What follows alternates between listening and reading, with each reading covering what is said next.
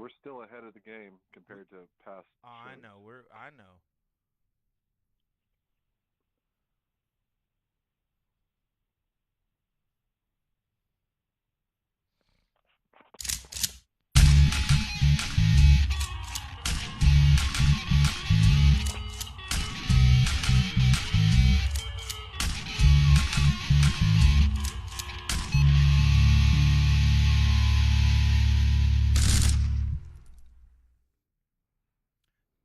And we are live here at the shooting range.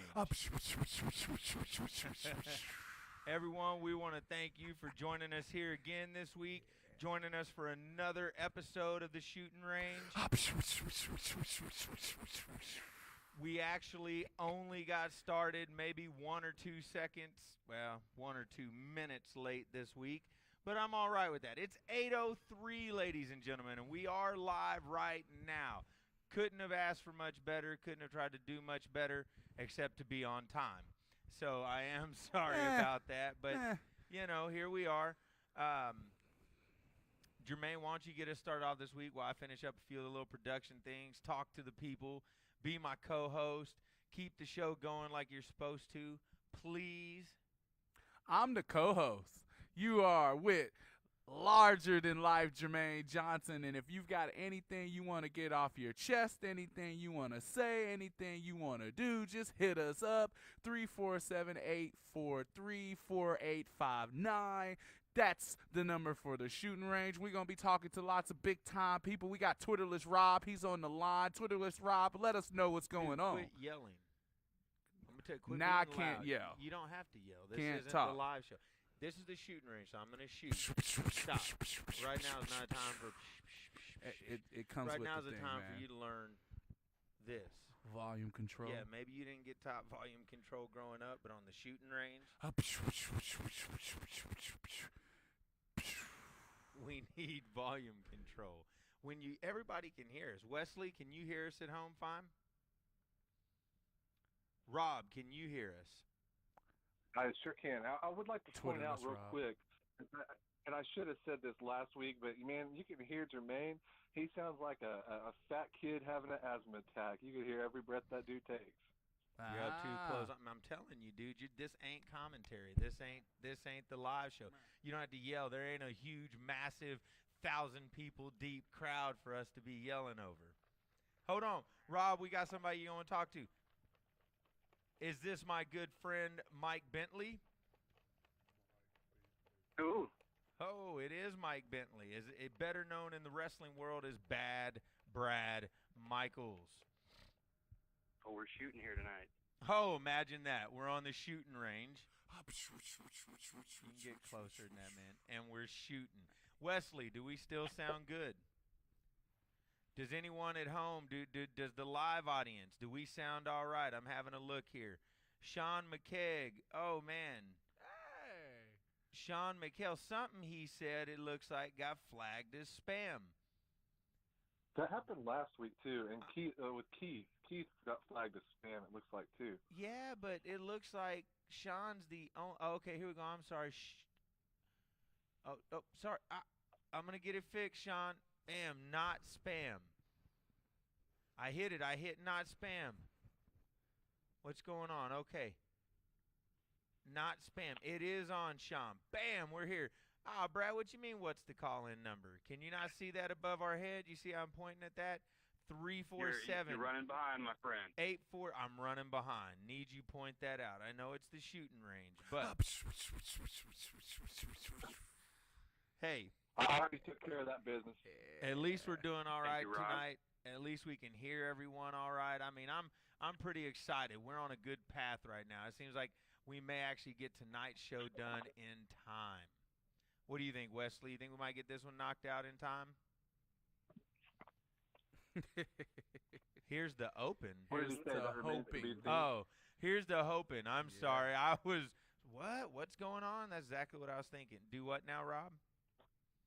I said, did he say that remains to be seen? He said, here's to hoping.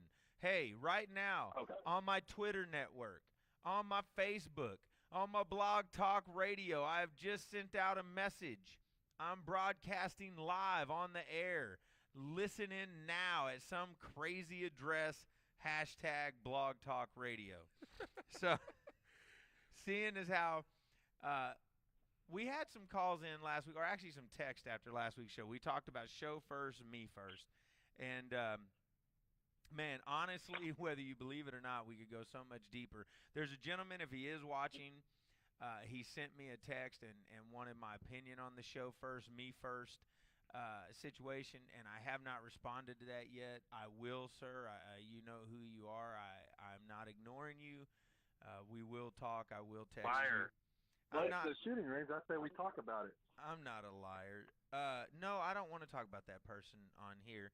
He contacted me in private, and we'll keep it private. What I am going to say is that tonight's shout-out has to do directly with a show first, me first situation more than once. And shout out. Yeah, that's how you gotta say it. That's what. Didn't we used to call it the bullseye of the week? Maybe, maybe wasn't not. that it? The bullseye. Possibly. I think that's what it was. We may go back to that. We're ever evolving here at Why? the shooting range. Before we get into our discussion of the evening, let's ask our two. Whoa, we have got a call. 1 second with my guest host. Let me see who this is. Hello, this is the shooting range. Who do we have on the line with us? Hey, Johnny, this is Franklin. Franklin, what's going on, man? How you doing? I'm doing great, thanks. I just wanted to tell you and Jermaine. Oh, Whoa, we man. have seemed to lose connection with Franklin. I don't know. Franklin, if we actually, I'm sorry if we lost connection. Call back in. I apologize. That was, please. Let's hold on, Wesley, everyone. you gotta fix that. Wesley, man. we You can't be let dropping this the happen, ball. man. When people call in, hey, Franklin, call back in here. Yeah. If it doesn't work, Just keep calling. yeah, call or Just keep comment, calling. shoot the number. Seriously. Franklin. Hello. Well, in the meantime, get to where you were going. If he calls back in, we'll connect. And Okay. What was I getting at? you were about to ask our co-host something. Oh, here he is. Hold on. Let's see what we got here. Okay.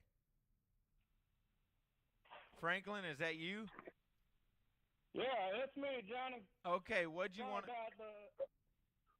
I just wanted to say that I love your all shooting range there, and on a personal note, I wanted to wish both you and Jermaine a happy Thanksgiving, even though it is 3 days early.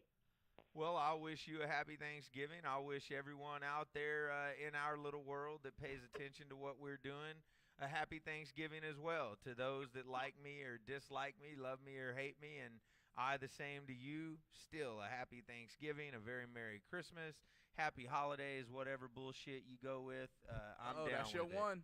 Huh? That's your Oh, one. there we go. Isn't Yep. bullshit? That's like a PG that's your word, two. right? That's your You two. can't, Franklin. Don't you say Franklin. nothing to me. Call it like you see it there, guys. Well, Call yeah. it like you see it. Yeah, but there's certain lines we can't cross Oh, well. because we are trying to let everybody listen, and so. But I have to remind people that I am a hill, and I am a hill for a reason. I'm a real life hill. You know, Yes, you are. Living the gimmick, baby. living the gimmick. Well, anyway, here's my call-in question for both you and Jermaine, if you guys have got the time. It seems like that's what we got plenty of, or we wouldn't be doing the shooting range. Anyway, What our for important those minutes is that might have watched the Survivor Series this past Sunday, you saw that towards the end of the pay-per-view, there was a stare down between John Cena and Randy Orton. Wait a and minute, then Franklin. I got tonight it. on Franklin. Raw, as of about an hour ago, it was announced that both the WWE Championship and the World Heavyweight Championship will be on the line in a TLC match between Randy Orton and John Cena, and it looks like they're planning on bringing back the Undisputed Championship. And I was wanting to know from both of y'all's perspectives, what are your thoughts on the WWE finally bringing back the Undisputed Championship? Is it like long overdue, or what are y'all's thoughts on this subject? First off, who is the WWE? What? You said something about a Survivor Series? What is the Survivor Series? Maybe he means Chaotic Christmas. That's December 21st. Oh, is that a new reality show, Franklin? Is Survivor Series like a spinoff of Survivor? Well, no, and the drama that those guys produce, that's more than likely the case. My honest opinion is,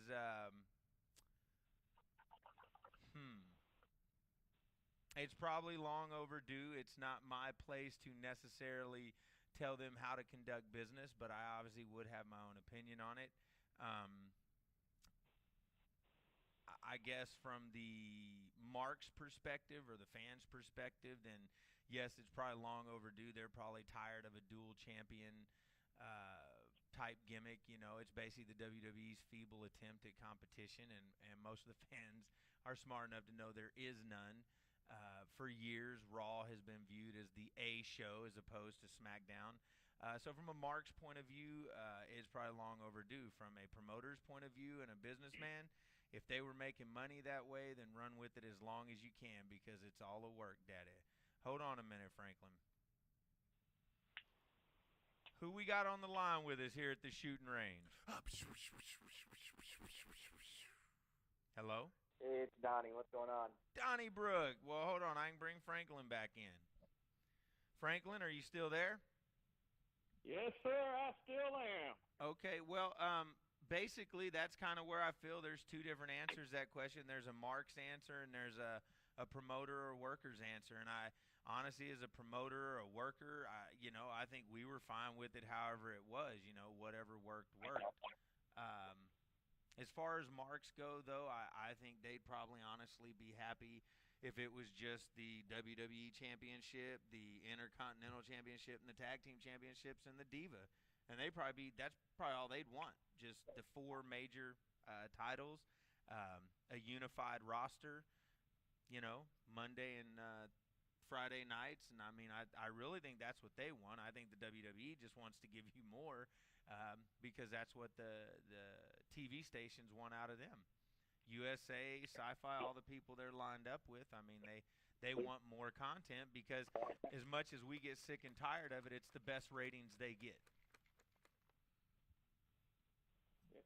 And to your co-host, Jermaine, what would your thoughts be on that subject matter? Man, pretty much the same as John's on that matter. I personally enjoyed both titles, but, man, they're the boss. If they decide they don't want that anymore, I'm sure they've got a good reason. So I'll just wait it out and see. Yeah, okay. I totally agree because as far as I'm concerned, ever since they did away with the Raw brand and the SmackDown brand, because now you get to see wrestlers from either brand on both shows nowadays, it kind of really defeats the purpose of having two different world titles when you got superstars pretty much jumping from one brand to another brand every single week. Well, then, basically, that's another discussion. You're kind of talking about the separation of brands and doing away with the separation. And we'd be more happy to talk about that some more later on, possibly, or next week. I'm going to put you on hold right now if we get back into that, or I'll just let you go because right now we do need to go ahead and move forward with tonight's discussion. And then if you want to call back in and say anything on that, just give us a shout back. All right, Franklin? That would be great there, John. And by the way, to all you listeners out there in YouTube land, don't forget, Chaotic Christmas, December 21st. Live from the Impact Arena. You can watch it live and in person or watch it live on internet. Okay, so we're moving on with the show. Everybody, that was Franklin Lee, diehard IZW fan, much appreciated IZW fan. Need more fans like him. If every fan was like him, we'd all be millionaires, I imagine, honestly. Franklin loves the business. Cash. Thank you, Franklin. One day maybe you'll make the shout out. But right now we got my man Rob Faust, my man Mike Bentley, my man Keith Bergdorf on the line. Better known as Donnie Brook, Brad Michaels, and Chris Matthews. Or Twitterless Rob. All right, then. Or Twitterless Rob. Twitterless Rob. Twitterless Rob. So are y'all ready to hear what tonight's discussion is about? Bring it. Let's hear it. Let's hear it. My discussion was something that I was speaking with Brad Michaels about this weekend. The process that I went through, and I think we all have gone through at some point, because Rob has gone through this process. Brad has gone through this process. Donnie, you may not have gone through this process yet, so I'll be interested to maybe get your take on this side of it.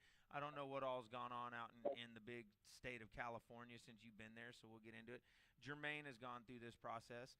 The process of going from the advisee to the advisor, if you will, from the pupil to the teacher, the student to the master, the warrior to the sensei. You know what I mean? Sensei. Because we all come into this business learning, and we learn every day. We admit that. If you ever stop learning, then get out of the business. Is that a statement that we've all made numerous times?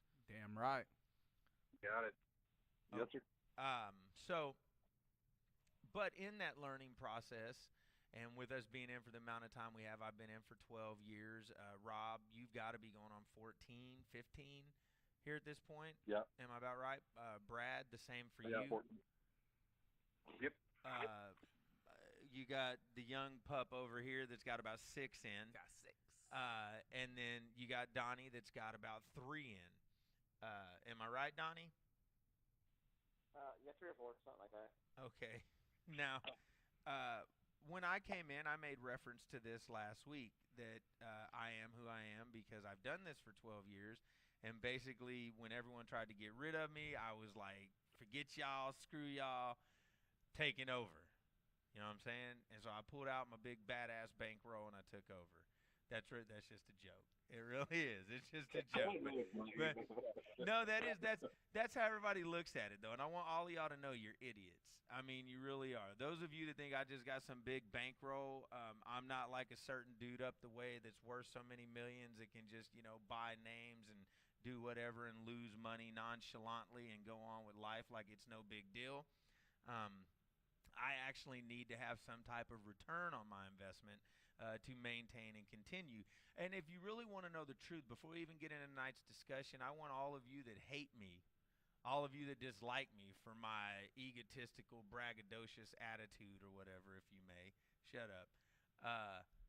I am that way because I am very proud of the fact that myself and the guys that have chosen to work with me, not for me, but with me, and align themselves with me to try to make this a product that could have a return, that could be a viable company and maintain for however long as a business, that it's been successful, that we've been able to do. I've just been talking to my locker room about that and how proud they need to be of themselves, because whether anyone wants to admit it, we're the only indie promotion in the country that's selling video internationally. And you can go check it. It's happening. So we get pretty good crowds here. We make the money every month to keep our rosters going. Then we got the stuff coming in from overseas as revenue to continue with the improvements in the building. It's a viable company that continues to grow, and it's something that every promotion should strive for. I say it because of how proud I am, not because of how great we are. I want everyone to know how shitty they are, but because of how proud I am of what we've been able to accomplish. Huh? There's 2 S-bombs. Oh, I'm sorry. 3, actually. But I'm super proud. Who's counting? I'm super proud because, like I said, no one else has been able to do it. And so I guess that's all. I guess every once in a while I just like to remind people that say, oh, it's just indie wrestling, Michael Steerwalt. Why I put my body on the line, Michael Steerwalt. Why would I want to try for an indie show, Michael Steerwalt? That there is a reason to try, and it's called IZW. It's called Mid-South. It's even called that little company of yours, ComPro, because when you try, when you put it all on the line, when you give your body, and when you sacrifice, when you actually try to do it right, you can build something. You can be a show-first guy, Mike. You don't have to worry about your boat every summer. You don't have to worry about your, is it machoism? Is that it? What's the word, Rob? You're college educated. Machismo. Machismo. Ooh.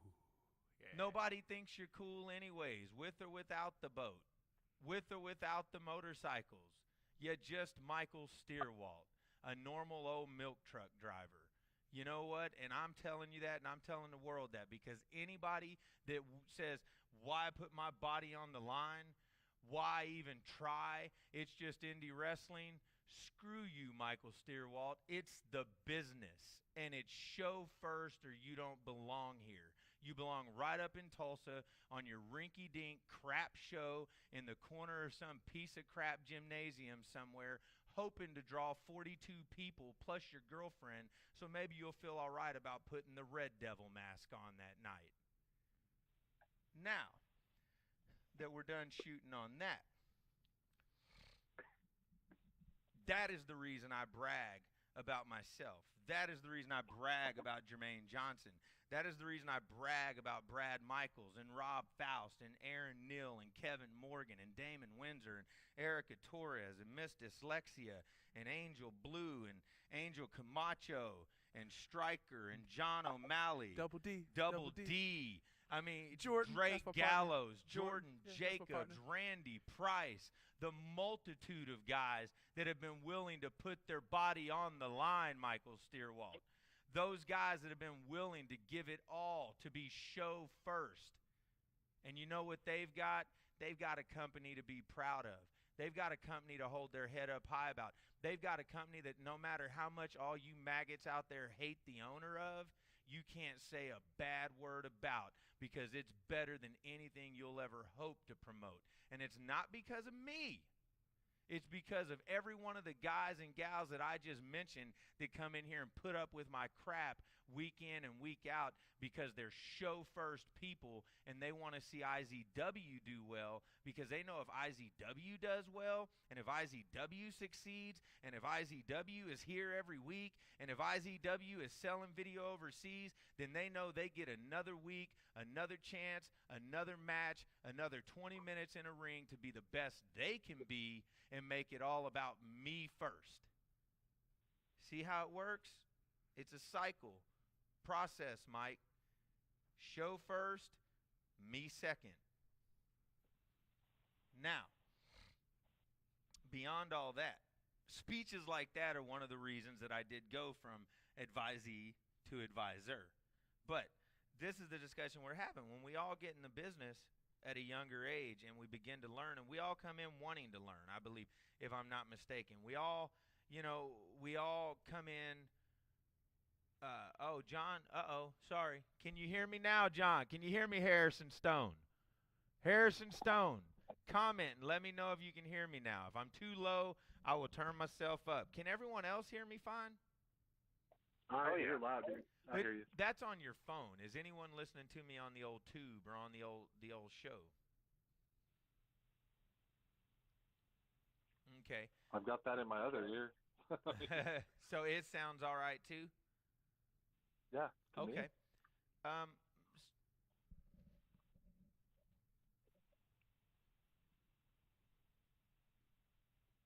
How's that, boss? Did that sound better, Randy?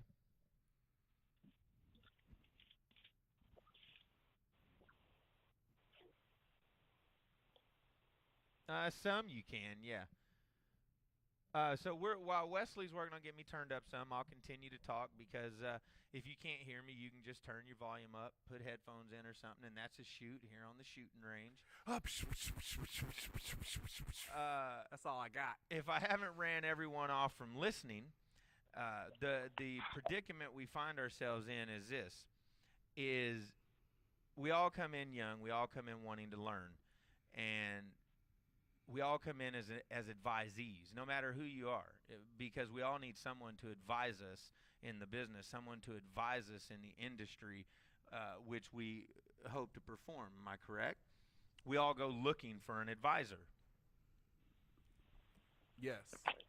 Can I get it? Can I get some some responses here from the people, from the guest host on the lines? Rob, Brad, do we all feel the same? Yes. We all come in looking for We an do, advisor, a teacher. But at some point, Sometimes one finds you. sometimes one finds you, which happened to me. But what I was going to say is you get to a point within that where you call, or it's called upon you to become the advisor. You grow, you learn. And we've all gone through it at different periods. We've all gone through it to different extents, as far as it be booking or agenting or training or running a show. A lot of people don't know the story necessarily behind myself. Those that are willing to listen, I'll give a short version of it somewhat. I know I'm not good at that, but I will here. I'll fill in the blank if need be. Short story, I wanted to start a promotion. I thought wrestling in Oklahoma was horrible. I thought it was done the wrong way. Myself and Aaron Neal actually had this discussion numerous times. And so we decided we were going to do it. We started a promotion, did one show ourselves as the booker and promoter, and then quickly decided that we didn't know what we were doing. We needed to be advised. We needed a teacher, someone to learn us. And so Aaron and I turned to the coach, Gary Toole, and someone who was probably the best booker ever at Mid-South before I took the book. So that's for you, Gary. Way to be modest, sir. Yeah, that's me being modest, the way you taught me, big guy. But no, turn the reins over to Gary. People don't understand that, but I did. I turned the reins over to Gary for 2 years, 2.5 years, something like that. Rob, Brad, quite a few people know that. And he ran things. I mean, he called the shots. What he said went. We would discuss things, but it was the total reversal of you had him being the final say as opposed to me. And Gary and I went through a process in 2008 or late 2007, I guess, in Oklahoma City. So, yeah, he had been actually running the promotion for about 3 years at that point, at least 2.5. And finally came that moment where I felt like it's time for John to start taking over the promotion. It's time for John's vision to be the only vision, if you will.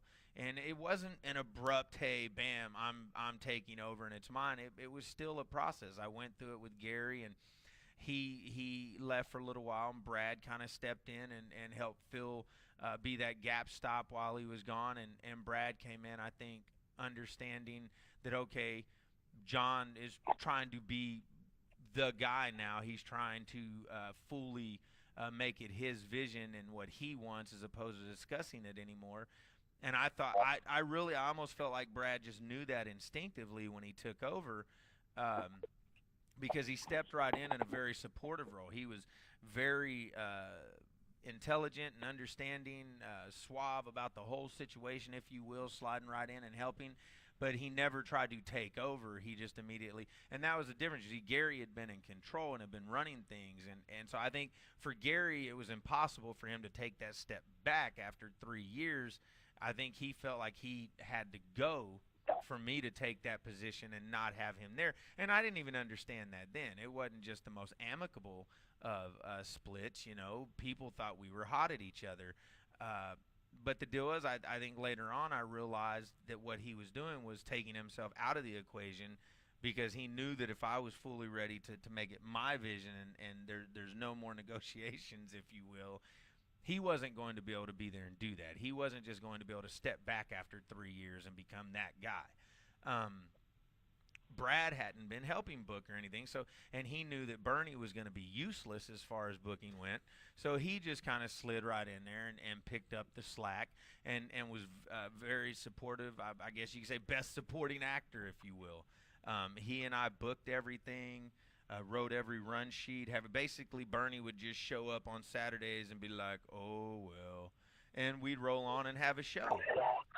And I don't think Brad can laugh, but I don't think he can dispute that Bernie never really offered much of anything to the booking process. Well, I've heard you tell this story numerous times, and we've got Mr. Bentley on here, so can I get his side of that matter? I'm going to let you in, Mr. Bentley. All I want to say is I went through this process of having to go from the advised to being the advisor. And obviously when we're all done and we hear what you have to say about it, and maybe Rob and Jermaine, if I even need to say anything in the end, I can. I just basically want to know maybe what the process was like for you, is what I'm kind of laying mine out, I guess, is all I was trying to do. And what did it mean to you, per se, when you went from being the advisee to the advisor? And what do you think has to be done to qualify for that? And I guess that's really what I was going to say, is because I feel like I probably, out of everyone, no offense, but I probably had to take the biggest step, because there was a lot of you, Rob and Brad in particular, were guys that I definitely was going to have to prove myself before y'all would ever listen to me. And so I'm saying, one, I was very proud of the fact that guys chose to continue to listen and let me continue to learn on the job, and basically have worked with me and been understanding and grown to a process where we're very successful. I know what I feel like I had to do. I feel like I had to pay 3 years worth of dues and show that I was willing to sacrifice the very control of my company for the better of the business. If you want to talk about show first, there's show first, people. Think whatever you want. Mike Two's never let anyone else run his show before him. Rocco Valentino never let anyone else run his show before him. Mike Crawford, Rick Valentine, none of those guys. They all thought they knew it inside and out, and they all thought they knew better than everyone else. Why? Because they were paying the bills. I was big enough to admit that just paying the bills doesn't mean you know everything. Just paying the bills may give you the right to do whatever you want, but it doesn't make it right. It is a business. It has to be performed a certain way. It has to be constructed a certain way. It has to be ran a certain way. And I was big enough to step back and sacrifice the control of my company. People watched it. People on this phone right now, they watched it.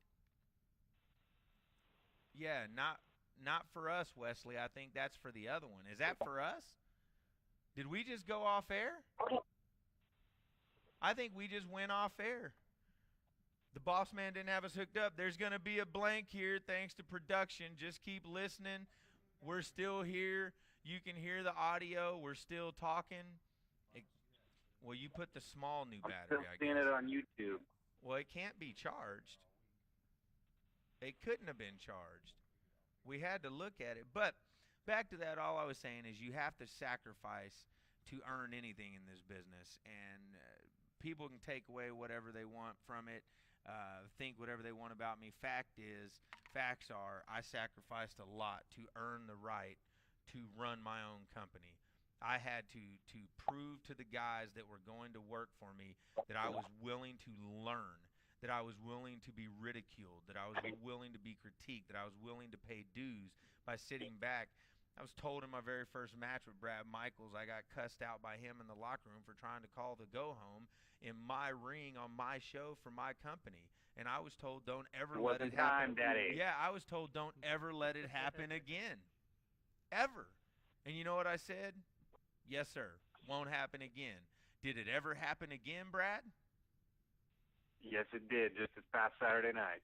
I knew it happened this Saturday night. That was after I had went from advisee to advisor. But at no time during the period where I was, being the not any time shortly thereafter. No, not during any time of me being the advisee per se did that happen. And I mean, that's just how I feel. I guess sometimes that's what I get upset about. People want to know why I seem so upset, so adamant about things being a certain way, because I feel like, man, I've sacrificed a lot over the past 10 years and done a lot over the past 10 years to earn the right to at least have my vision seen out by the people that are going to work with me to see if it's going to be successful or not. I think I've proven that if it's not successful, I will take the ridicule and I will take the blame for it. No one else will have to. So that's my story. That's what I felt like I had to give up. I felt like I had to sacrifice the very control of my company to earn the right to become an advisor. And I feel like I did that for 3 years. I was show first. I sacrificed the control of the show so that I could learn how to build the show, so that I could learn what was necessary to make the show successful. Now, Rob, Brad, either one of you take over and we'll go from there. Well, I'll just kind of touch on some of the things you just spoke about. And Franklin, I see you out there. If you'll stay on hold, we'll bring you in here in a moment. Just to kind of reiterate some of the things you just talked about is, yes, you did have to prove yourself to those of us who were working for you, not as a businessman, because we could see the vision there and we could see the want and the desire to do things right, because as you had said, you and Aaron had come to the determination that you guys could do it better, that there was a better way, and then quickly found out you weren't exactly sure how to get to that way, but you had that desire and that want to achieve that. Right. And then you were humble enough, if you want to use that word, to listen to a guy like Gary, and then later on to a guy like myself and guys like Rob who were around, to pick up the nuances, to pick up just how things should be done and why things are done the way they are. But in the booking sense, in the wrestling sense, you did have something that you had to prove to those of us who were advisors at the time. But you did sit back and you listened, and as time went on, it became more of a discussion rather than a monologue, and it just kind of went from there. Right on. Now, what about yours, though? Let's hear about your process of going from advisee to advisor. Personally, when I was in that situation, is what you're asking? Yeah. When did you, as a worker, when did you go from looking for people's advice most of the time? When did it switch from that to people looking to you for advice most of the time? Because that's what I'm talking about. We all flip a switch. And that's what we just talked about with me, and I know it's happened with you, because you went through a period, you, Rob, Jermaine, all of you, where people were critiquing you and advising you, and you were looking for advice. But eventually it swapped, it switched, and you became the guys that were being looked to for advice. I don't know that I can pinpoint the exact moment that the switch happened, but I much like you, came in under the tutelage of Gary Toole, and when you're around a guy like Gary, you learn a lot rather quickly, because it's not like he sits you down and says A, B, C, D, E, F, G. He does it, you watch it, and you pick it up or you don't. And I wanted to learn, and so I latched myself onto him, and I hit the road with him, and I got out and I did everything I could, and I learned everything I could. I did a lot of different positions within the business before actually even stepping foot in the ring, because whether it was circumstantial or not, I wanted to learn everything I could about the business. And I guess probably the time that the switch happened is when I started essentially running the Mid-South Wrestling School. No one said, hey, come do this. It just kind of started happening, and people started listening, and who was I to tell them no? Okay. What years Obviously, was I had that? something to say that they wanted to say that again. What year was that? When did that start? Oh, let's see. I broke in '98, so I honestly want to say by mid to late '99 it was happening. Just because I was going out and doing things that other guys weren't, and I just had this drive to do everything I could, and I think that it's transparent when people see that. They see that drive, and they don't see complacency, and people, like I latched on to Gary, people latch on to that. Okay. I was one of those guys. That latched on Yes, to you Gary, were. or one of those guys that learned from Brad? Mikey, because Gary wasn't around when I first really started training. Gary wasn't around. He was in Texas. Yeah, see, Um, and I was going to say, Brad, you have to also understand, I think, that you had to realize or you had to feel a shift. I think for you to take over the school like that, you had to feel a shift in the locker room. I really believe that, or something that made you feel as if people were willing to listen to you, or something that made you feel that you needed to step in and do that, take over that show. You know what? Let me ask you that before Rob jumps in. What made you? There you go. What makes that shift happen inside of someone to want to go from advisee to advisor? Because for me it was even quicker, but I mean, I'm naturally, I think we've all found out, I'm naturally that type of person. I mean, I don't say. I'll admit that openly. I mean, I'm an alpha male kind of guy. It just, and there's a few of us like that.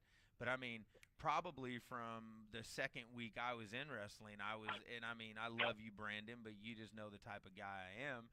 I was already like, well, I could do this better, and I could do that better, and we could do this better. And I mean, that's just me. That's my makeup. So I know for me, just the want to succeed, the want to always want to do things at the highest level, anything I'm a part of, I want to be as good as it can be. Probably it made me from the very beginning. I mean, obviously I wanted to learn, and I did the things I had to do and sacrifice to learn to be able to become an advisor.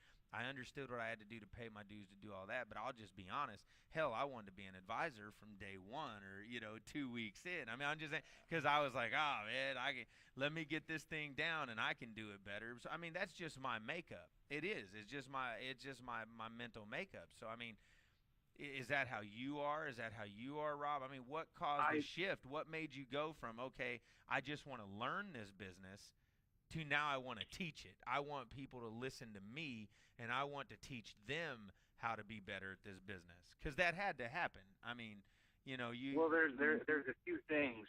I think I do have that makeup, but you have to understand when I came into the business, I was 16 years old, so I'm just a young punk kid, and a lot of people perceived me that way, and I just kind of had to shut my mouth and sit back and learn and listen and see what not to take in and absorb. But there came a time when I looked around and there were less people that I felt I should be listening to and more people that I felt should be listening to me, and that's when I started speaking up. Okay, so people listen. It was just basically the shift of scenery in the locker room per se made it click in your head that, hey, I'm good enough to be teaching these guys, and someone needs to step up here and basically stop them from jumping off the cliff. I don't even think it was a shift in a locker room. It was the same locker room. It was the same scenario, but my understanding of it changed.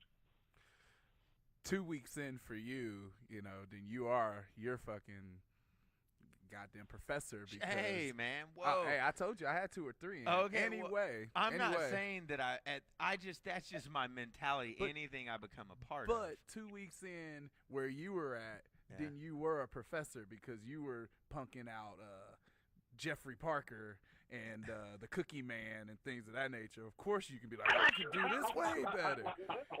I don't think we were in that type of situation. I don't know if you would have did that. You might have did that with some vets that were actually good. I'm sure you would have, but it was a lot easier for you to do so when it was those guys. I tried to do it with some vets that were good, and I got beat up with a championship belt. Crawled up under a ring. Yeah. See, there's those of y'all that don't know the stories. Y'all just, some of y'all think, oh, Johnny C's just the asshole of all assholes. Let me tell you something, man. Beat with a championship belt by a big old dude, big old bald badass dude. Beat the crap out of me and my brother with that thing. I saw it. Yeah. Best front row seat I ever had. That's what happens when you try to become the advisor way too soon. Way too soon. Because I was told specifically you have a big mouth. That's what I was told afterwards. Big mouth. Don't know why that happened. Got a big one. But where were you at, Brad? Sorry to interrupt, but thought I'd point that out there. I think Brad had somewhat kind of gotten to the end of his because it had segued over into Rob, and then we cut Rob off. Where you at, Rob? What we got going here? What you feeling? Go ahead, Twitter with Rob. Say that again. Go ahead, Twitterless Rob. What do you have to say on this subject? How do you feel about when did you decide that you didn't want to be the advisee anymore, that you wanted to be the advisor, and why did you decide that? What, like with Mikey, what he said was he came in wanting to learn. He paid his dues, did his thing in order, but then one day he just looked around the locker room, and his was, there's way less people that I should be listening to and way more people that should be listening to me, and he just knew it. No one asked him. No one tried to put him in that position per se. I mean, is yours different? Did someone come to you and say, hey, you need to be teaching guys? Was there a shift in the locker room? Was there a shift in your thinking? I mean, what was your process? There's not really any kind of shift for me. Like when I came in, I had a different mindset than I think most guys do, because when I came in, like, that was it for me. Like, I'm going to go make my living. This is going to be my career, is what my mindset was at the time. And so, man, I kind of jumped in with both feet. And then, like I said, Mikey was the guy, or Brad was the guy that really kind of, him and Angel both kind of took me under their wing. And so, I started, just right off the bat, I started working like 3 times a week. I mean, every week for long periods of time, going to Texas. And so quickly what happened, and I think it really has, a lot to do with the individual too, because even in other areas of my life, and I hate talking about this kind of stuff because it doesn't sound very humble, and I really am a pretty humble guy. But, like I pick up things pretty quickly. So if you add that into the fact that, hey, I'm working, before too long, the people that I felt, that I looked up to were asking for my opinions, and, were, saying, hey, what do you think about this? And, that was the start of it for me. And then, it's kind of similar to Brad's deal. I just knew, like, man, these cats he didn't know what's going on. I better tell them, they don't know they haven't seen this, they haven't been to the places I've been or talked to the people that I've talked to. And so, that's where it started though for me, was like, people like, Brad and, James and, even Gary would ask my opinion about things. And, that wasn't always like that. So when they started asking my opinion, it meant a lot. And it told me, hey, I'm going where I need to go. So there was a shift in the way you were treated by the locker room that showed by you some members of it. Right, and I mean the ones that were important to you per se, I believe. Right. That's what I'm saying. So basically for Mikey, it was just something that he saw or felt himself. For you, it was, you felt it some in the same sense, but it was due to the fact that they were actually coming and asking you the questions. Before I get to Jermaine, I want to ask each of you two individually, what is it you feel someone has to do or be to qualify necessarily to be an advisor in this business? Because we talk about this a lot of the time, about who should be telling guys how to do it and who shouldn't be telling guys how to do it. So amongst us, before we hear your shift, let's all try to explain what is it we think. I mean, I've stated what I think at this point qualifies me, and that's IZW, and that's the body of wrestling work that I've got. We were talking about it over in the office the other night, 350 matches, yada yada, but that's where I'm at now. Back whenever I chose to take over the locker room and begin running my own show, I went through 2 processes. At that time, I felt what qualified me to go ahead and take the show over was the fact that I had sat back and learned for 3 years under Gary. So I felt from the promotion side of it, the booking side of it, I felt like I had done enough in front of all the guys in the locker room that they would feel that I now had the right to step out and run my show. That basically, if there were some things that went awry, I had enough experience and had learned enough that I was going to be able to take care of those things at this point. Because once I actually took the show over and took the locker room over, then there was this whole other period of me now having to prove myself as a wrestler, per se, worker, before I started talking to guys within matches. Because my old tag team partner, who I don't speak too much to at this moment, he can attest, as well as the guy next to me can attest to, that there was a good 2-year period where even as a performer, after I was running the show, and these are things that people don't know, and I don't really care if they know or not, but now they're finding out, that even after I had taken over the show and had been running the locker room for a good year, I was still letting someone else back here, Bernie, in per se, most of the time, book most of what was going on in our matches. And I was learning from him. And it was only, there was a certain period in that I think Jermaine and I talk about sometimes during the feud. There was a switch within the feud with Blackout where I started taking over more in the booking of the matches and enforcing more of my will, because there was a shift I felt within our booking meetings that everyone involved really didn't per se trust what Bernie was booking as much anymore. And so I felt like someone had to step in and kind of take over and start booking those matches. And then so that's what spurred me on to start getting more involved in thinking that I had learned enough to actually start putting matches together and instructing people as to the psychology to use. And then it's even been a process since then. I separated from Bernie probably about 6 months after I started booking the matches, because I realized at that point I needed to go do some single stuff and learn from other people. And that's where I went and learned from Aaron, mainly Aaron, probably more than anyone on the singles side of it. And did some matches with Bernie and such, but that's a whole nother story. That's what I'm saying. What do you think has to be done to qualify? Like for me, I think that the time I gave up control is what qualified me to take over the locker room, and then also the time that I learned under Bernie per se, and Brad and Rob and Gary and these other people wrestling, is what qualified me to tell people how to work or instruct them on what works and what doesn't. For you guys, what is it necessarily do you think had to happen or has to happen for someone to be able to take over that role? Because we have a lot of guys from this area that think that they should be able to tell people how to work, and we disagree with them vehemently. And I mean, and that's people that we like. I'm not going to say any names because I don't want to start any crappers down here, but there's probably 3 or 4 guys right off the top of my head that I can name right now that the majority of this people in this area look at as good workers, that the people on the phone with me right now, and Jermaine and myself, that we wouldn't want these people telling other people how to work. You know, so it's obvious that qualifications are different for different people. Well, I'll jump in, man. For me, it really is an individual thing. Like, it's different. I think we've talked before. You know, you can't, like, people picking up like training. You know what I mean? Like, from the get-go, some people have more natural ability than others. That's just life, and that doesn't mean it's not even, you know, contained to wrestling. It goes for everything.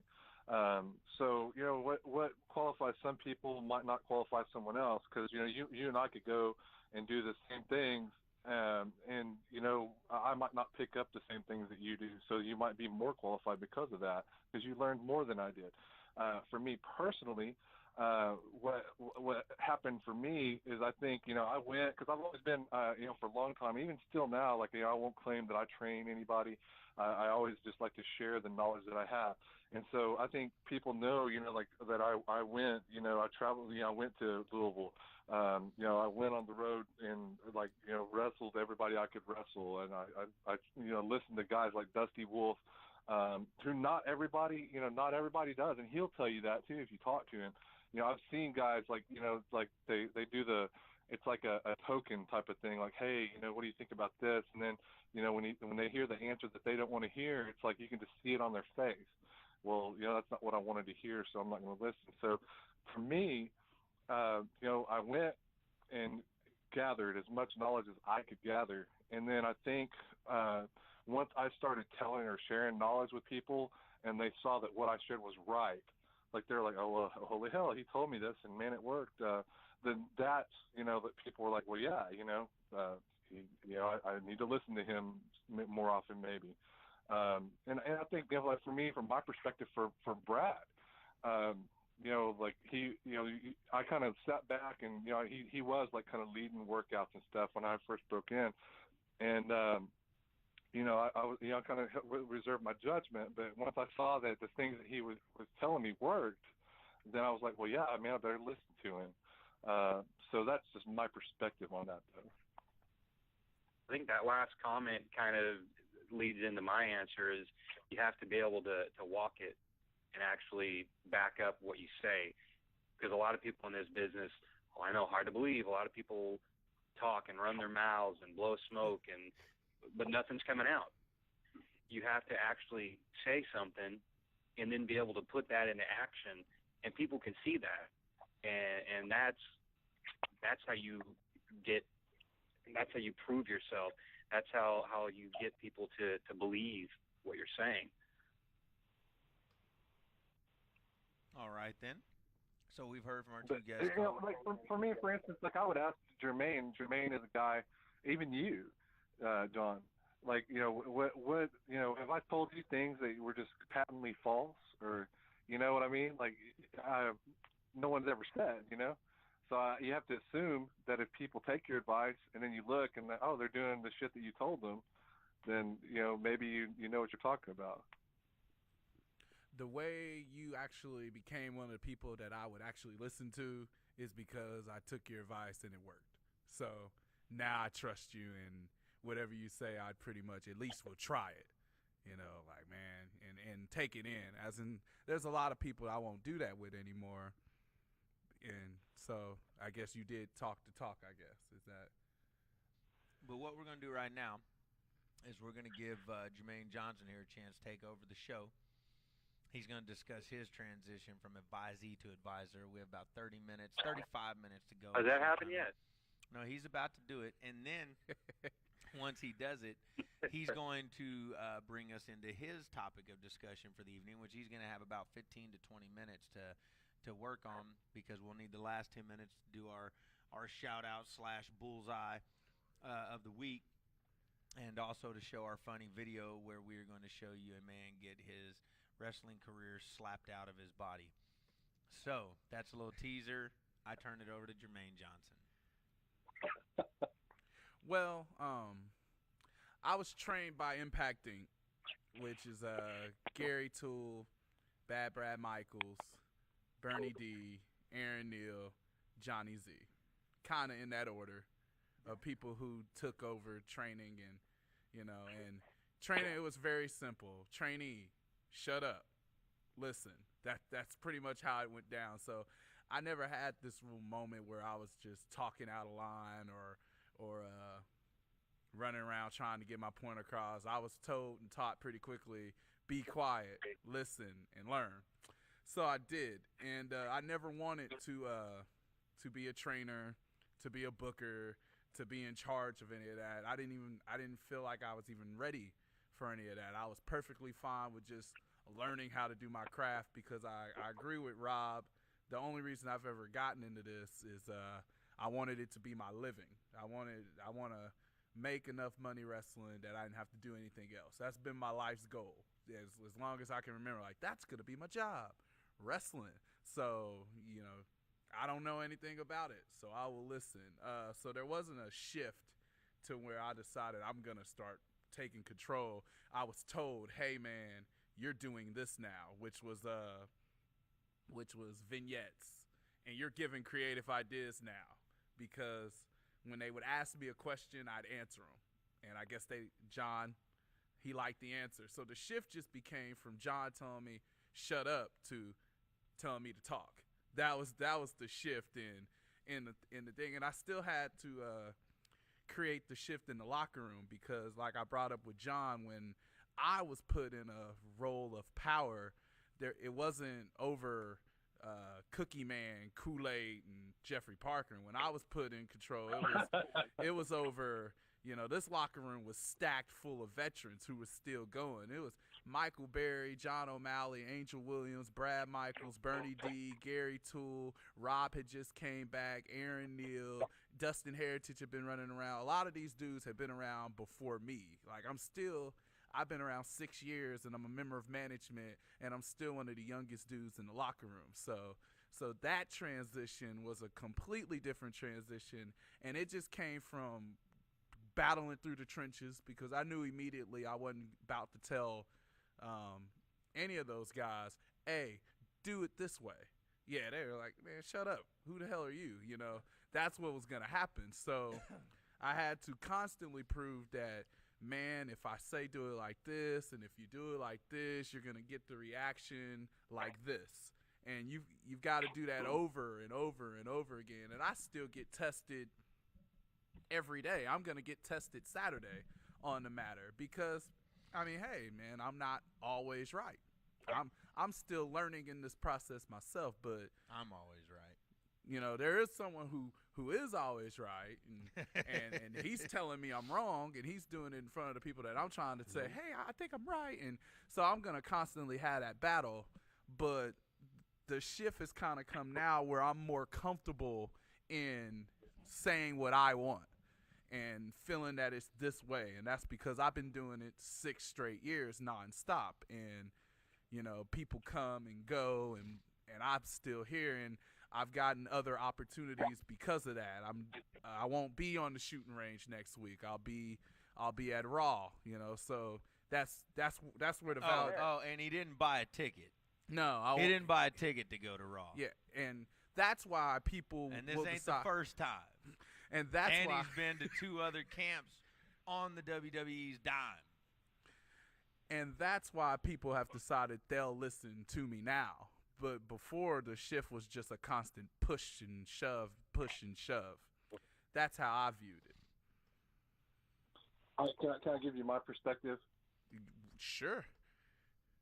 For you personally, for like, because when I first came on board, you know, like, man, I was gonna test you. I was being one of those. I want to test you, because I didn't know you, and I didn't know, you know, I wanted to see what you and I think it took a good long time, man, probably at least a year. And I don't know if you've noticed that at all, to where I really started listening to you as far as, you know, your opinion and your ideas and stuff. And one of the big things, you kind of touched on it, you talked about, you know, hey, you know, sometimes I am wrong. For me, what told me that, hey, you know, you're going to be all right, and that, you know, you got your head on, and like, you're going to be, you know, where you need to be. It wasn't really, you know, that you got to go to Raw or any of that kind of stuff. It was the fact that you always admit when you're wrong. And for me, that's a big deal. And as far as a leadership is, you know, a really good leader will always be able to admit when they're wrong. And when I noticed that, you know, you did that, man, it made me want to help you even more if I could, like, within my ability to help you. So that, from my perspective, as far as your journey or whatever, that's what I saw, and that's what made me say, well, man, you know, he's, you know, he listens, but, you know, when he's wrong, he says, hey, I'm wrong. Thank you. I appreciate that. And then I noticed the shift in the relationship there as well. It went from kind of, well, what you got to, you know, it's more. Okay, man, let's move on. Y'all are choking on each other's Oh, stuff. are we? Man. Okay. Yeah. Well, fine. It's fine. I guess we all Can can't. everyone hear me? Shit. Hey, he got his one in. Fuck yeah. You gotta take the opportunity when it Dude, presents this is itself, this baby. is a live show. I know it is. And Yeah, I it's got going out that to off. real people. Mm-hmm. Yeah, damn right. Yeah. Okay, so real Well, we quick, just gained a viewer right now. 1 second. I'm Franklin, here we for got just a moment here and elaborate on something that Jermaine had said earlier in regards to the advisor role. okay. All You got about right. 5. You got about 5 minutes.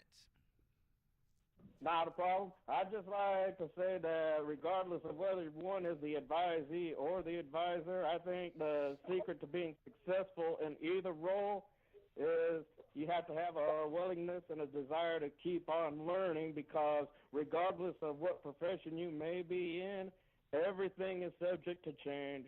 Everything is subject to evolve. And somebody once said, the day you stop learning is the day you need to start learning to do something else, because when that's when the ego starts kicking in, and definitely don't need that to happen. You are right, Franklin. Someone did say that, and he said it about 47 minutes ago. Man, you ain't the first dude to so say that, man. Thank you very much for reminding us all that I said that. And things are evolving as we speak all the time. Thank you. That was Franklin Lee, actually, IZW's most dedicated fan, calling in, giving us a good point of view about things always evolving. I actually expand on what Mr. Lee just said. First, give a shout out and to I don't Mr. usually Lee. like to. Give a shout out to Mr. Lee. A shout out. Bam! That's why to it should Mr. be called Lee. that. Okay. He's doing it just like. Okay, elaborate, Mr. Michaels. He just spoke about you're never too old to stop learning, and I think that's exactly right. In my role backstage, I learn a lot from Jermaine, and I think that's proof positive right there. You never stop learning, no matter who it's from, what your experience level is, and what their experience level is. Now who's choking on each other? No. I we're don't know, we're man. not allowed Y'all- to do that. Y'all I guess. dudes are all into each other, man. I don't know. Well, you're what- so Why we're much here, into baby. yourself that no one has to be into you. Very into yourself. Oh man, I've always been into myself. I told you two weeks. Damn right. There we go. Are you gonna talk about whatever? I it is you wanna am. talk Here we about? 'Cause go. It seems like you're doing it right now. All right, here we go. And I had this discussion with Twitterless Rob Saturday, and it's about your character. And this comes up mainly because of a conversation I had last night with Lights Out Jordan Jacobs. I'm saying his entire name because I think at times he believes that his character is his moniker, Lights Out. Bad Brad Michaels' character isn't bad, and my character isn't larger than life. That's our moniker, but I want us to expand on these people's characters because we've got so many guys that do not have characters and do not know what characters are. So, Brad, will you help me out on that? Twitterless Rob, John's gone, so I guess he don't need to help out. But you two, please help these youngsters out. Jump in, Mikey. Mikey. What's the question? Man, the question is, I would like you to describe to these youngsters what a character actually is. What a character actually is. Yes, because I bet when you describe yourself to people, you don't use the word bad one time, do you? I do not. That name's already there, and your character is in how you carry yourself. And you mentioned it as far as Lights Out Jordan Jacobs, what he lives the gimmick, I guess. That's what a character is. Someone should be able to look at you from the moment you walk out of that curtain, and just the way you move, the way you act, the way you speak, and figure out who you are as a character. It's not just a name; it's who you are. For the sake of my argument, will you please describe what you feel your character is? Why don't you tell me? I see someone, when I see Bad Brad Michaels, the Hall of Famer, the old school assassin, I see someone who he constantly has a chip on his shoulder. That's not in any of the things because he knows how good he is, or he feels he's that good, and he's owed that. He's owed all that respect, all the accolades, everything should just come to him because of that. And all the audience should appreciate him because of that. Am I correct? Nailed it. Okay. Now, none of the things I said about your character were your names. It wasn't the Hall of I didn't say, oh, man, he's a Hall of Famer, and he's an assassin. That's old school. Did I mention he's bad? And I think that's what the younger generation believes nowadays when they decide they're fantastic such and such. When you ask them, what's your character? I'm fantastic. That's what I'm getting at. And what does that mean at the end of the day? What does what mean? That I'm fantastic. I don't know what Does it it sell a means. ticket? I don't believe so. I mean, your character will help sell tickets. You just need to know what it is. That's what I wanted to touch on. Go on. Twitterless Rob, any? Man, I always and I make people mad, like even the people on the phone, present company upset because, I choose not to talk about character because I don't think we're actors in a play. And, it's just the old school in me. Is this But the gosh darn Jim Cornette coming out in you, Rob? it is. Don't Is the you Jim shit on Cornette Jimmy coming C. out in you, Rob? It is, man. I want you but to know not only him, but the Rip Rogers and a lot of the guys, the Dusty Wolves, a lot of the guys that I learned a lot from. That's all of them, because I think that's one of the big problems with why these cats don't understand is because we're talking like we're actors in a play, and if you have to equate it in those terms, then I say you have to be a character actor. Does everybody know what a character actor is? Well, one, before we go too far, I'll just have you know I disagree with Mr. Cornette's evaluation. I know you do, and we've already had this discussion. I already said that. Okay. I do know what a character actor is, but you might want to tell the black man. I don't think he does. Okay, so a character actor is someone, or a method actor. What method acting is what I meant to say. I apologize. Method acting is where you, instead of reading your lines and like, okay, here's the next scene, this is what I'm going to do, you become that character. Like, that's who you are. And I think if you have to equate it in those terms, that's what you have to do in wrestling. Otherwise, you're just a dude that's reading some lines that somebody gave you.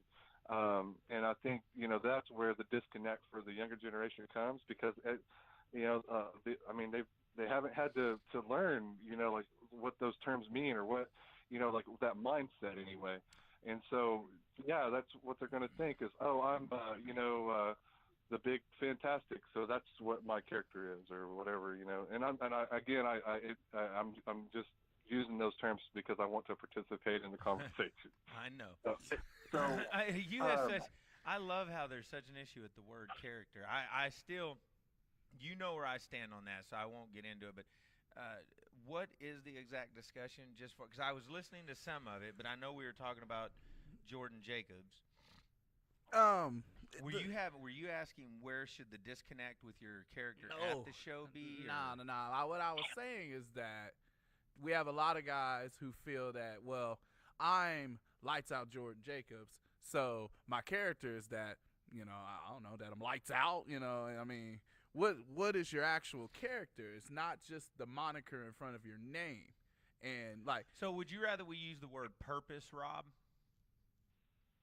No, it's not even that. The reason I think it's just the mindset that comes along with that word, because I don't think we should think in terms of, here's what cracks me up about this discussion and that you disagree is like you're the prime example of what I'm saying.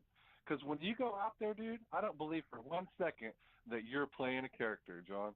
I don't. When you go out there, you are John Wolfenbarger, but you're letting it all hang out. Because you're not, Johnny Z and John Wolfenbarger are not that far apart. I don't know if I appreciate that or not. You should, because it's true. You should. Continue. Okay, so I get what you're... I mean that as a compliment 100% because I think you embody that, Jermaine and Jordan's tag team, what wrestling should be. Because I don't think, in your head, you can't convince me that you when you think about like you're going to cut a promo, you cannot convince me that you're going, now what would Johnny Z say? Because you are Johnny Z and you know what he would say. To an extent, yes, but honestly, you could ask Jermaine. He's actually heard me utter the words, probably specifically, what would Johnny Z say or what would Johnny Z do? As far as, because he does embody me to a sense, but that's where I always find myself disagreeing with you some, is it may be me all hanging out, but it is a character because a lot of the things Johnny Z does I wouldn't dare do in everyday life. Right. He's allowing me to be a character. He's allowing me to be the Johnny Z, the John Wolfenbarger. Not that I want to be, but to be the one that sells. To be the one, because nobody. I've stressed this to my locker room 1,000 times. Nobody wants to pay to come see John Wolfenbarger. Everybody out there, everybody out there, thinks they could be John Wolfenbarger. So I have to present something to them that they will pay to come see. I have to present and it's my terminology, a character. I get what you're saying. I mean, I've heard some of the greats say that, hey, the best performers, and we'll use that word, I guess, are the ones that are themselves and are amplified 15 times over, and they're the best and they make the most money. I was going to go ahead and jump into this discussion because I think Jermaine's point was, he said, what is it that kind of determines what your character is? That's your question? I want people to realize what. First off, remember these two words, character and performer. Okay? Can everyone please remember that for me? Well, whether we're talking about character or performer, when you describe, I just want to know your question. Okay. So I can answer the precise question. So when I go into my answer using my two words, I can answer the precise question. The question is, all I ask you to do is explain your character and not use the moniker in front of your name, because that's not the full description of your character. Okay, so you're saying some guys think that, my name's Lights Out, or the Urban Legend, or the Image of Fear, or you're saying a moniker doesn't just automatically tell you how you're supposed to act or who you're supposed to be. Okay, I'll agree with that 100%. I don't know if I'm going to go into that exactly, because the discussion I walked into seems a bit different than that question. That's because that's my fault, man. No, and that's all right. But here's the thing: there are characters and performers. There's where I'll say my thinking has come to, Rob. In talking with you and reading Jim Cornette and having my own beliefs, I've come to the philosophy that there are characters and there are performers. Performers are people like myself, or even Brad, because Bad Brad Michaels is really just Mikey amplified and who he would probably rather be on a daily basis. Jermaine Johnson is just an amplified version of him. He is a diva. I am not a diva. I'm a man. So there are performers, and I would say that performers are the ones that make money in this business. John Cena, Hulk Hogan, Steve Austin, The Rock, our top guys, even Bret Hart, Shawn Michaels. To an extent, they were not characters. Great Khali. They were performers, Rob. I'll let you win, and I'll use a different word. They basically went out and performed. They performed. They went out and they amplified themselves, and it was not their character that got people to buy into them. It was not their character that made people emotionally connect with them. As a matter of fact, I would contend that people cannot emotionally connect with a character because you are probably right in the sense that a character is a gimmick. Somebody who cannot get over simply by amplifying themselves. Someone who needs to put on a mask or a costume or become a character, because we do have them. I mean, wrestling is littered with them. There's not as many now. Oh, yeah. And here's the thing, though. We see a lot more people fail nowadays than we did back in the 80s. Because in the 80s, if you weren't a performer, they just made you a character, and you had a spot on the show. Now they want everybody to be a performer. They don't want any characters anymore. So everyone's supposed to come out now and be themselves, just amplified. And if you can't perform, then you're gone. So now they are finding a full roster of performers in my philosophy, because a character is Hurricane. A character is Rosie, but what was he called when was he just Rosie still? Yeah, he was Rosie. Those are characters. Those are characters, though, and wrestling has them, but they don't emotionally connect. They never have. No character has ever emotionally connected throughout wrestling, but performers have. What about the Undertaker? Yeah, The Undertaker. What do you mean? He's not a character anymore. Let's get real. He got over as a character. No, he never emotionally, but he was not a money guy. He wasn't emotionally connected. He was a character. Oh, let's see him bring lightning down from the deal and do this. Now he didn't become a money guy here until about 6 years ago when the streak became important. Taker was just a character. Oh, we can throw him out there with Kane, or we can have the brother versus brother. We can have casket matches. I mean, dude, people can say whatever they want. The Undertaker as a character was not a money guy. Once people I would have to agree with that's that. why he wanted to be the American badass, because he wanted to get away from his character to prove he could be a performer. That was his amplified version of himself. You see, we all have something to prove to ourselves, and we all feel like we have to prove ourselves to other people. And for anyone that thinks that was just a midlife crisis for The Undertaker, you, my friends, are full of shit. The Undertaker became... Five. Yeah, that's 4. That's We're 5, live. whatever. The Undertaker became the American badass because he realized he had been a character and that wasn't necessarily money. So he said, I'm going to be a performer. I'm going to be me. I'm going to amplify who I am and see if that will emotionally connect, if that will do what we needed to do. And personally, I don't think it did, or we never would have seen Undertaker back. And then legitimately, let's all be real with ourselves. Go grab a mirror, go look in it, and ask yourself, when did it really all of a sudden click and like you felt like The Undertaker's match at Mania every year was just maybe the biggest match, and all of a sudden it was something to be invested in? It was when they started making a big deal out of the streak.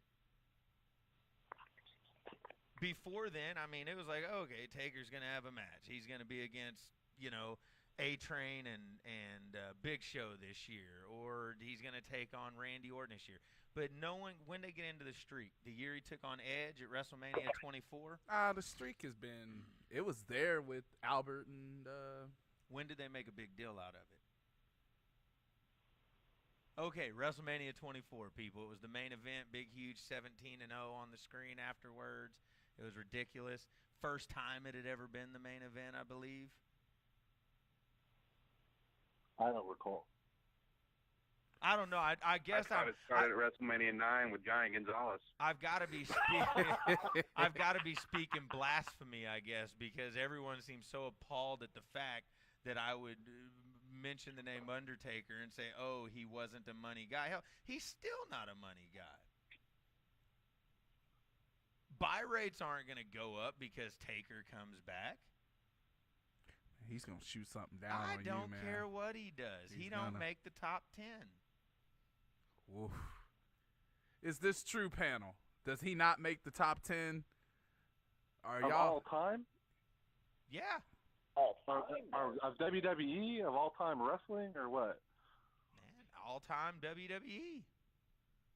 Okay, so for WWE, man, he has to make the top. Well, I don't know, man, because when you go back, you got Bruno Sammartino, who sold out the Garden in New York. I mean, it just depends on how you look at, because there's different levels. Dude, I've stated numerous times, as a worker, not as a mark, not as a fan of a worker's talent, as a worker, and our number one job as workers is to sell tickets, to be a money guy.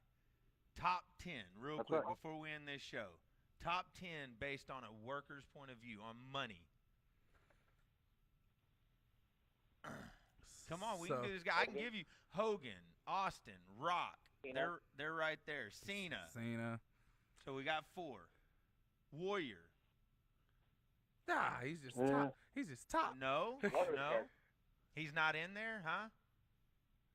I don't think so. Where's Taker's not, Warrior certainly isn't. Yeah. Okay. You got Triple H then.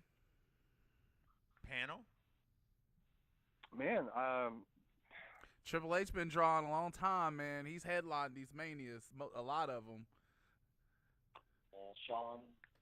I'll give you that. And But Taker. Rob wants Bruno Sammartino in there, I believe. So does he want Right, Bob Rob? Backlund? You're not. You can't be serious if you don't. Okay. Does I'm Bob being- Backlund make it I'm too being then? serious. I'm asking here. Bob Backlund didn't draw, man. Backlund didn't draw. Bret Hart?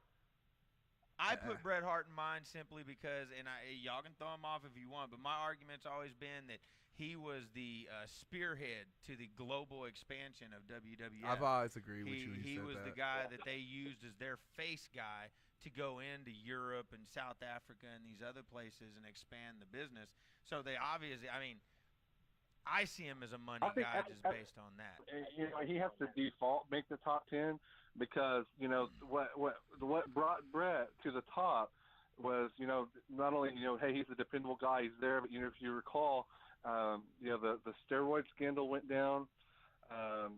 Hogan was out. If you look at that time period after that steroid, that's when your Bretts and your Shawns and even Yokozuna, those types of guys were who obviously weren't bodybuilders that weren't roided out, came to the forefront. So I mean they were at the right place at the right time for sure. So yeah, I think you have to include Bret on the top 10 because of that. Taker headline with all those dudes, and with all those dudes, Taker headline with. No. We said main event. Quit trying to play twist on words. What you mean? Well, main event it with all those dudes. Not at Mania. Yeah, he did. When? What do you mean? Dude, I've only seen him in two mains. One was with Edge and one was with Shawn. Him and Sid headline WrestleMania 13. Is he a money guy? Sid, Sid, no. No, Sid.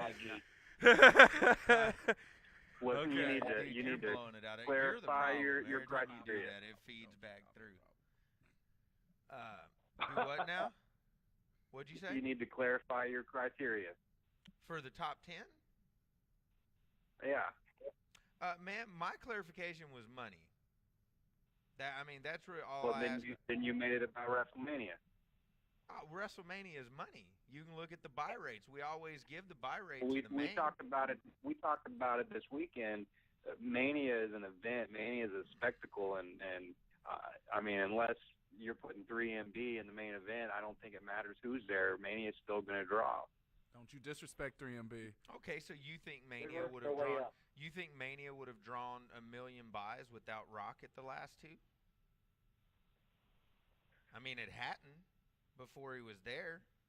It sells out. It does big buys, but it hadn't broke 1 million. I can tell you the first time it broke 1 million, period, I believe, was when Austin and Rock were at WrestleMania 17.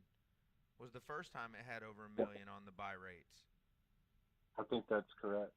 So I mean, I can tell you for a fact, going by buy rates, that and I did say that. I'm not going against what I said. WrestleMania is an event. People are going to sell it out no matter who is in it. The event itself live is going to be an event, and that's not even what I consider money. Buy rates, and I put that in a post I had on Facebook. Buy rates, TV, that's where the real money is at. And I'm just saying that the last two Manias had over 1 million buys, and we hadn't had a Mania with over 1 million buys since WrestleMania 23, which I know Vince and Donald Trump and Austin all like to take credit for that one. But since then, they hadn't had one with over 1 million buys up until they brought The Rock in the last 2 years. Good point. So where's your list at? 7, 8? We were at 7 or 8. I had Hogan, Austin, Rock, Cena, Triple H, Bruno Sammartino, Bret Hart. He's never been on Mania. Do what now? He's never been on Mania. Who? Bruno. I know that. That's not part of the criteria. I just said that's a way to see if guys have made money. What is wrong with you, Mikey? Do you hate me for trying to take Taker off this list? If you think people aren't buying to watch the streak, I think you're crazy.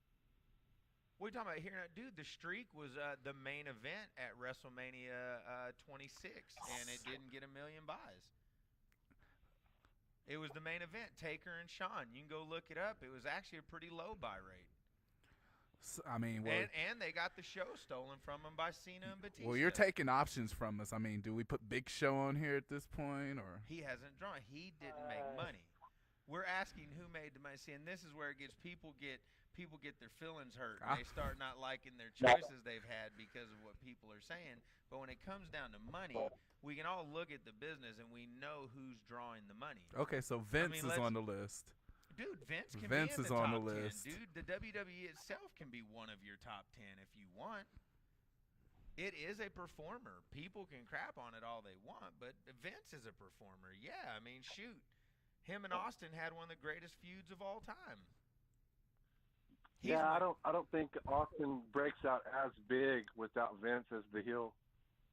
Yeah, I mean, I'm not trying to be an ass. All I'm saying is we can look at these guys. I don't believe that Taker has ever been the money guy for the company or any company he's ever been a part of. And that's a part of drawing money, of being a money guy. You know, when Austin walked away, when he came back, he apologized to the roster for costing all of them money. Taker's not showing up after his year-long vacations apologizing to people for costing him money. They're doing just fine without him there. You know what I'm saying? WrestleMania 26, 885,000 buys. Bam. Tell him what the buys were for 29 and 28, Rob. Let's take a look and see for sure, man. And it looks like 29 was right over $1 million. And 28 is going to be, I think, pretty close. 28's higher than 29, I think. Is it higher? I think so. 17's higher than most of them. 17's a pretty high buy rate. And so it wasn't like a lot higher as far as in the grand scheme of things if you took it by percent. 29 was like 1,048,000, and then 28 to 1.1 or between 1.1 and 1.2. So it was higher though. Yeah, and so I mean, that's what I'm saying. I'm not trying to necessarily crap on Taker per se, but I can say if we want to use Taker to me is a guy who will obviously go down as a legend. There's several guys that'll go down as legends, though, that are great performers that we don't necessarily consider the money guys of our business. I agree with you, and I've had this discussion with some people before. And, man, I was a heel because I said that because, again, like you said, he's a legend, very dependable, like he's the go-to guy as far as, hey, who we put in the spot. I don't think he's ever been the guy that's just like, hey, jump on my back, let me carry the company, and I'm drawing, record-breaking numbers. So we can't even get to 10 guys then. Out of those, off of what he just said, what he said, I mean, I guess you can kind of put Ric Flair on there. There's got to be guys from WCW that they're not going to be money guys per se like they were for the WWE because WWE was the big money. But I mean, Flair, Sting.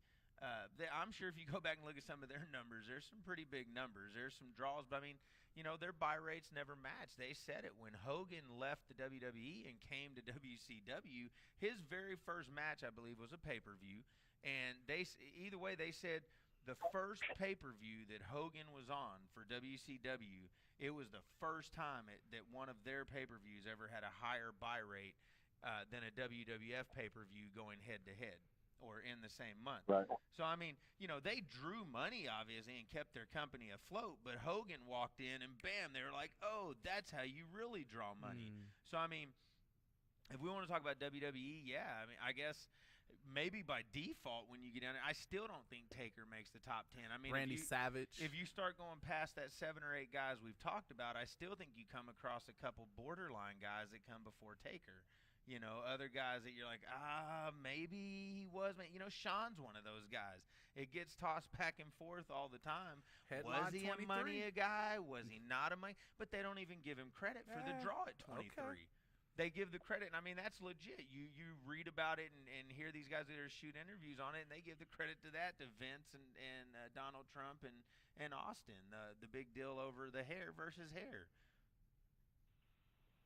Interesting. I think that needs to be a whole different discussion. I think we need to all sit down and legitimately come up with our top 10, and next week we'll open up with the first 20 minutes of the show. What? This guy won't be here, so we'll have fun and we'll open up the show talking about our top 10. Everybody else cool with that? I also will not be here next week. I will be with Jermaine. Hey, cool. Is everyone else cool with that though? I'm okay, but I for sure want to clarify exactly what lay down like whatever the ground rules are as far as like what we're considering. Let's consider money, period. I'm serious. If Taker ends up making it into somebody's list, fine. Because what I'm going to say is I'm going to agree with Tremaine that there's probably not a full top 10 of just straight money guys that the company depended on to be the money guy. But, we get to 8, then there's got to be a couple borderline guys that were like, man, they had pretty good look. And we just have to look at that, and you have to make the decision for yourself. He brought up a couple guys. I guess my question is: are we just going WWF/E? Let's go. Are we just wrestling. going modern era? Let's go modern era. Let's go modern era of wrestling. Okay. David so, Otunga. like from say the 80s to present. Yeah, I'm fine with 70s. that. 1980 till now. Okay. What do you think, Bad Bradley? I'm good with it. Okay, and we'll all just come up with valid reasons for it. But I want it to be money. But then you may say, hey, here's why I said this guy because here's how I thought he drew money. But that'll be a different discussion. Plus, we're going to have a special call-in guest next week. Going to be a huge surprise. I'll be announcing it on the Facebook, the Twitter, all the social medias this week. When you're missing a guy like this because he's at Raw, you got to have a big call-in guest. So, but we've gone a little over, and so production's all up in my ear. They're upset. They don't want to be here all night, and they've said that we have to give our big shout-out. And then our video. Shout-out. And he wants us off air within the next 7 to 10 minutes. So. Because we've got 20 minutes remaining. Right now, well, the Blog Talk deal's set up a little longer than what we've agreed to do on YouTube, this huge contract we've got. Oh, okay. Big bucks. Big Okay. bucks. So, right now, we're going to ask Wesley to go ahead and play 1 second. The young man we're going to give a shout-out to, like I said, it's about show first, me first. The decision was made because we feel that over the last year, this guy has showed himself to be a show-first guy without much reason to have faith in us and be a show-first guy. He took blind faith. So right now, Wesley, bam! Ta-da. How we wish him to be, how he is. That's for you, Copy. I wanted you to see exactly what you used to look like when you look like the guy from V for Vendetta. So, either way, the reason we're giving the shout-out to Copy this week, and everyone else can have their chance to say something, I'll say mine very short, I really will, is thank you. Thank you for having faith in me. Thank you for having faith in Jermaine and Aaron and Rob and everyone else involved in the company.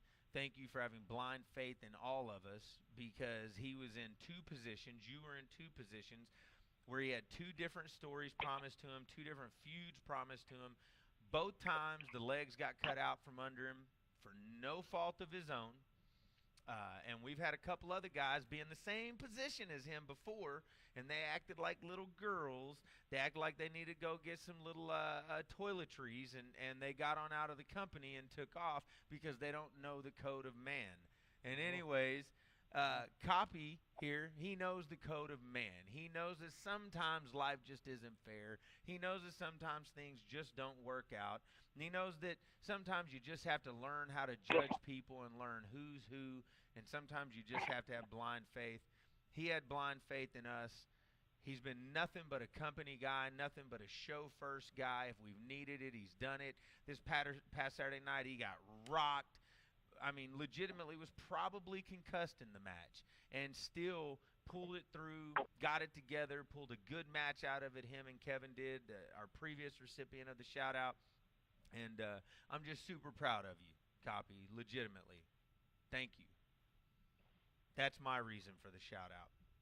I likes me some Copy, found Copy when I did the TNA gut check in Houston. He was just like, so, you guys got a good company? You're teaching people? I want to learn. And he's been here ever since, and he does his thing. So, Copycat, you get the shout out. Shout out. Twitterless Rob. Rob, Brad, how do you feel? Copy is a guy that from day one, when I pointed something out to him, he was all ears. Like, he didn't, there's a lot of cats, and I think both of you guys have, and Mikey too, have witnessed it where, hey, this was like this, and they're like, but it's because of this and this. He was never like that, man. It was always like, oh, okay, well, let me, I'm going to make that better. And, I'm 100% behind him getting a shout-out for this week. Cool. Like what Rob said, the dude never has an answer. He's accountable. Full of questions. Full of questions. He wants to learn, and he's all ears, and he takes a hell of a right cross. Does he now? I think that was an uppercut. It was an uppercut. I stand corrected. Okay. Well, there you have it, Copy, our shout-out of the week. Now, we're going to go ahead and... Shout-out. We're going to share a special video with you. This is a treat. It is a treat. This is as a matter of fact, I think I'm going to have to get out of the way for you to... You going over that way. I think we'll watch it once. Okay. We got some different versions of it. We're going to see when we get on here, though. I'm sliding off a little bit because I want you to be able to see. So, right now, can they all see me? I think they can all see me still. Let's go ahead and what are we calling this now? What's this going to be, Wesley? What do we want to name this? The shot of the week. Definitely a shot of the week. The shot of the week. Let's have it. Shot of the week. Back. Oh. I taught Tom Jones this is more than he good. could have ever taught me.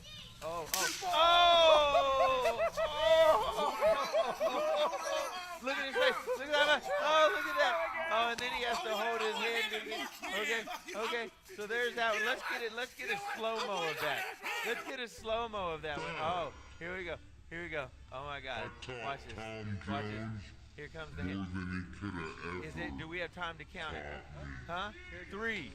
Oh, that was still Oh my God.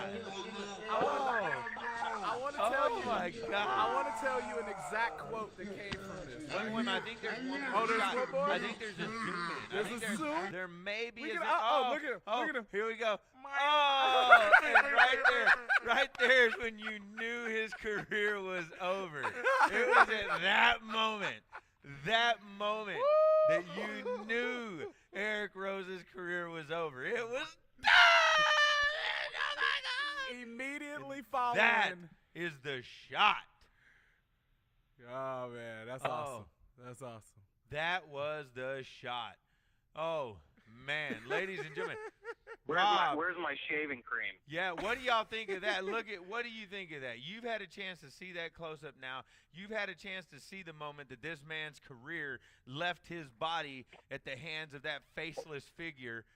What do you have to say? Did he for immediately get in that car and leave the building? Oh, hold on. He didn't. Hey, he didn't immediately because first he told me, and I quote, "I'd rather suck your dick, Cody, than to do that again." That's what he said afterwards, again, and then he left. You just said that live on the air. Ah, man. So that's my 4. On our PG shit, man, that was a little out there. That We're was tied. beyond anything I We're said. tied. I think, cool. Well, you're Nah. ahead of me. Nuh-uh. So, for everyone else, to that young man, let's go ahead and let's take that off here, Wesley. That is horrible. Let's go. Let's get that out of here. Everyone, thank you. Thank you for joining us here at the Shootin' Range. Wesley, from now on, I'd like to roll out of here with the same thing we rolled in. So can we get some of that wonderful bean footage? Thank you, Rob. Thank you, Brad. We'll hear from you next Keith, week. I'll see you next week. Out.